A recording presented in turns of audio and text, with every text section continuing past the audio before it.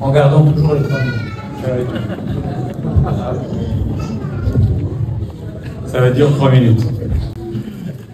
Merci Monsieur le Rabbin et Monsieur le Président Moïse Kaloun de nous avoir permis d'organiser ça aujourd'hui et d'avoir organisé ça aujourd'hui et qu'à la Kadosh Kol HaKavod d'avoir répondu présent. C'est que le Rabb a toujours répondu présent lorsque vous avez besoin de lui. Alors ça va être dur de ne pas être 3 minutes, mais on y va.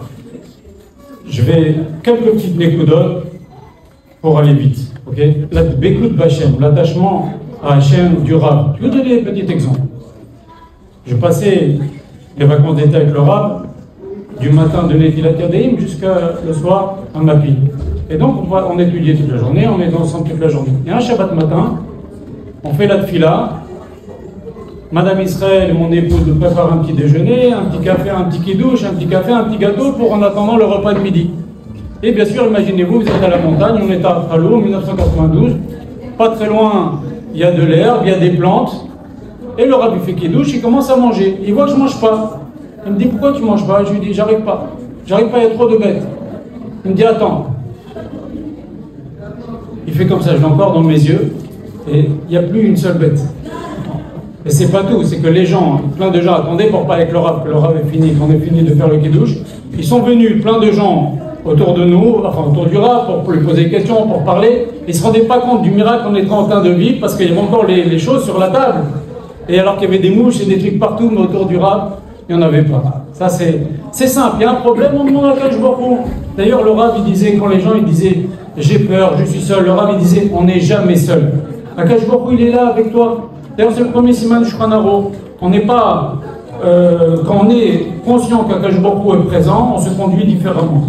Une deuxième petite histoire, pour aller très très vite. On a proposé à Rav Israël de faire une shrita. Et on lui a dit, on va donner une somme mensuelle pour votre collègue, chaque mois. Le Rav a dit, c'est hors de question. Si vous voulez faire une shrita et que je sois le responsable Dayan, il faut un deuxième Dayan avec moi. Et vous allez donner ce que vous avez prévu à tel yeshiva, tel yeshiva, tel yeshiva, tel yeshiva, tel collègue, rien pour moi. Ou sinon, je ne peux pas être Dayan. Regardez ça, c'est ce qu'il disait le Rav toujours. Naki kapaim ou bar leval. Là, Békout Bachem. Le Rav il disait toujours, on n'est pas obligé de penser à autre chose que de faire un kiddush Hashem. Toujours il répète cette phrase. Regardez comment c'est formulé. On n'est pas obligé de penser à autre chose que de faire un kiddush Hashem. L'humilité. Un jour, justement, une autre fois en vacances, le soir, après dîner, j'étais assis à côté du Rav, et pendant le dîner, il y avait des tables. Il y avait la famille du Rav, il y avait ma famille et une autre famille. Et une famille à côté, elle a entendu ce dont je parlais.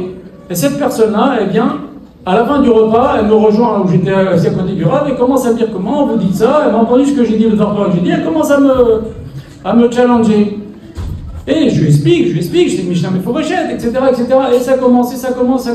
Bon. Cette personne s'en va.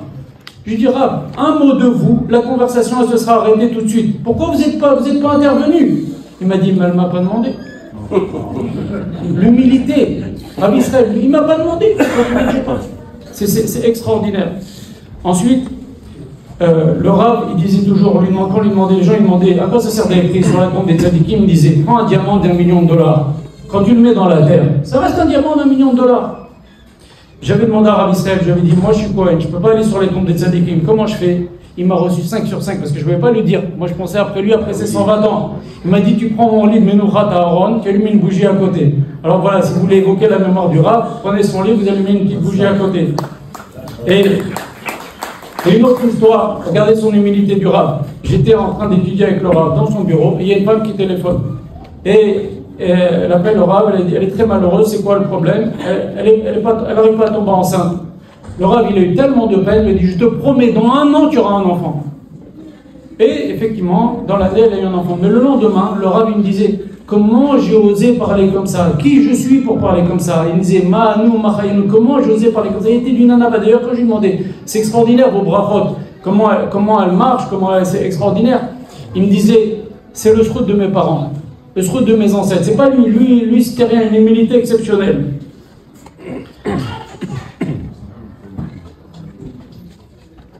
Voilà, je voudrais terminer sur un point qui donne vraiment à réfléchir. Il faut s'imaginer que Rav Israël est arrivé à Sarcelles dans les années 70. Après 5 ans de Rosh Yeshiva à Eigenheim, il a un dayan brillant. Il peut être un grand Rosh Yeshiva en Eretz Israël. Il arrive dans une ville où il y a 99% des gens qui savent pas étudier, 95% des gens qui n'envoient pas leur enfant à la Yeshiva. C'est tout le contraire de lui. Ça, pour lui, il aurait pu se dire, c'est pas, il va être obligé d'enseigner des choses simples, alors qu'il était d'une hauteur extraordinaire. Il a dit, il a pas dit, c'est pas mon kavod, je vais pas y arriver, c'est difficile. Il disait toujours, aime le travail, aime le labeur, et haït tout le kavod, tout ce qui est rabbanou comme ça. Et il a pas baissé les bras. Il a demandé à Rav Shar. Il a dit à Rav Shar, est-ce que je reste?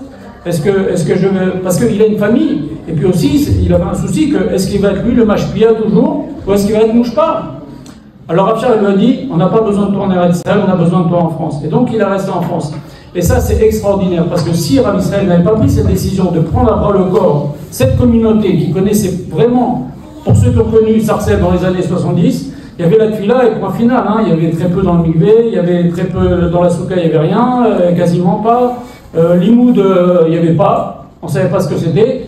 Donc se mettre dans cette aventure-là énorme qui allait prendre des années, il a eu des oppositions, c'est quelque chose de colossal qu'il a pris sur lui, et grâce à ça, Baruch Hashem, il a réussi à faire ce qu'il a réussi à faire dans Sarcelles. Mais pour nous, chacun à notre échelon, réfléchissez, qu'est-ce qu'on serait devenu, comment on respecterait Shabbat aujourd'hui, qu'est-ce qu'on serait aujourd'hui devenu si on n'avait pas connu Rav Israël. Et grâce à lui, on a été exhortés de pouvoir faire la mitzvah, Eve metraman beoral shel tzadikim. Réchauffe-toi à la chaleur des tzadikim. Parce que l'étude, c'est une chose, mais se réchauffer au contact des tzadikim, c'est encore autre chose, et c'est nécessaire.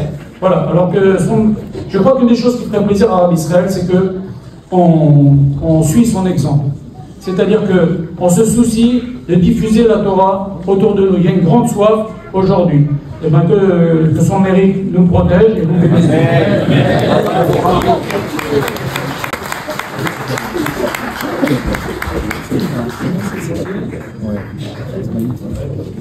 Chazak Baruch, juste une petite précision. Les bougies